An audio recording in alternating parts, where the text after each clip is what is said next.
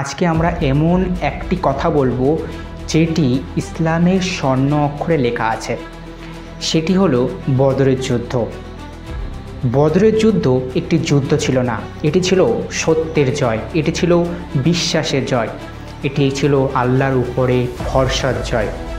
তো চলুন শুরু করা যাক।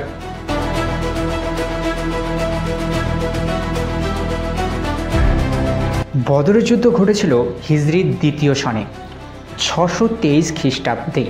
মক্কায় কাফেররা মুসলিমদের ওপর অত্যাচারের সীমা ছাড়িয়ে গিয়েছিল। তারা মুসলিমদের সম্পত্তি কেড়ে নিয়েছিল।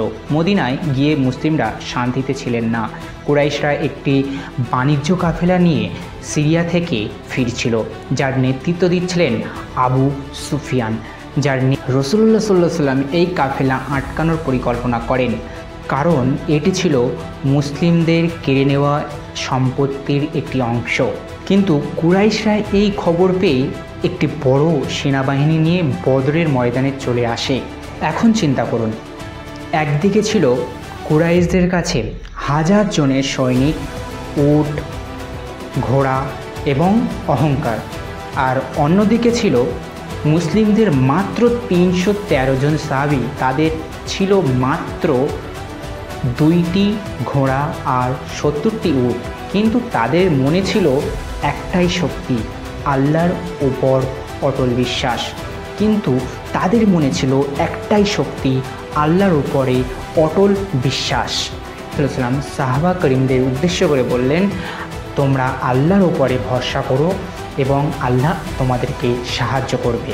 এখন আপনি ভাবুন, 17 রমজান ভোরবেলা বদরের ময়দানে যুদ্ধ শুরু হয়। মুসলিমরা সংগঠিতভাবে লড়াই শুরু করেন। আল্লাহ তাদের সাহায্য ফেরেশতা পাঠান।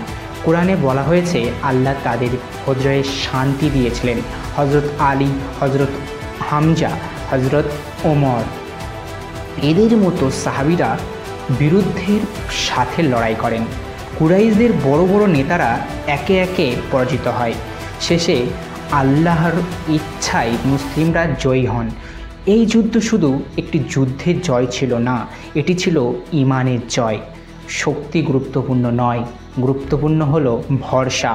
313 জন সাহাবী তাদের ঈমানের জোরে 1000 জনকে হারিয়েছিলেন।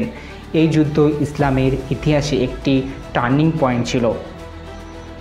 এটি মুসলিমদের মনোবল বাড়িয়েছিল এবং কুরাইশদের গর্বচূর্ণ করে দিয়েছিল।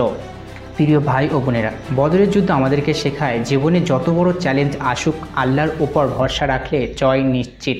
আপনার জীবনে হয়তো অনেক বাধা আছে, কিন্তু ঈমানের শক্তি দিয়ে এগিয়ে যান। আল্লাহ আমাদের সবাইকে বদরের সাহাবীদের মতো অটল ঈমান দান করুন। আমিন।